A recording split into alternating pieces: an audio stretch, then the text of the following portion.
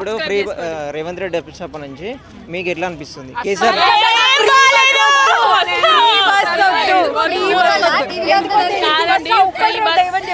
Free bus పెట్టిల్లు, girls కి ఫ్రీగా ఉంది కానీ అందరూ ఫ్రీ పెట్టినా చూస్తున్నారు కానీ పక్క నుండి లాగేది మాత్రం ఎవ్వరు చూస్తలేరు. మొన్న రాకిక ఇంటికి వెళ్ళినాం, 200 టికెట్ని 400 వేసిళ్ళు. ఆ ఫ్రీ బస్ ఎందుకు?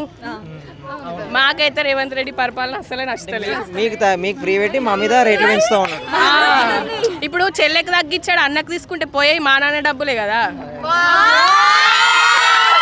అంతే. కాబట్టి అన్ని అనవసరమైన దాని మీద ఫోకస్ చేస్తున్నారని ఫస్ట్ ఎడ్యుకేషన్ మీద అసలే ఫోకస్ లేదు.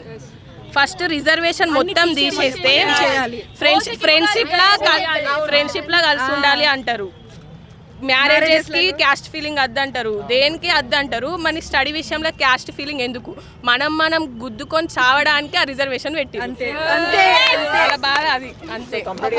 అప్పుడు అందరు ఎవరికి టాలెంట్ ఉంటే వాళ్ళు 0 రిజర్వేషన్ పెడితే ఎవరికి ఎక్కువ మార్క్స్ వస్తే వాళ్ళకి వస్తాయి అంతే.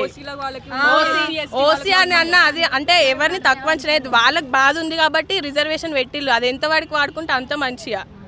దాన్ని వాడుకొని ఈ పాలిటిక్స్లో పెట్టి మన గొడవల్ని పెట్టి మనం గుద్దుకునేటట్టు చేసి వాళ్ళు గెలుస్తున్నారు, వాళ్ళు డబ్బులు గుంజుకుంటున్నారు. మనకి ఇలా రూపాయి వచ్చేది లేదు. ఇప్పుడు ఫ్రీ బస్ ని మధ్యలో తీసేయమంటారా ఉంచామంటారా? మధ్యలో తీసేస్తే ఆడోళ్ళు మాత్రమే బతకనియరు.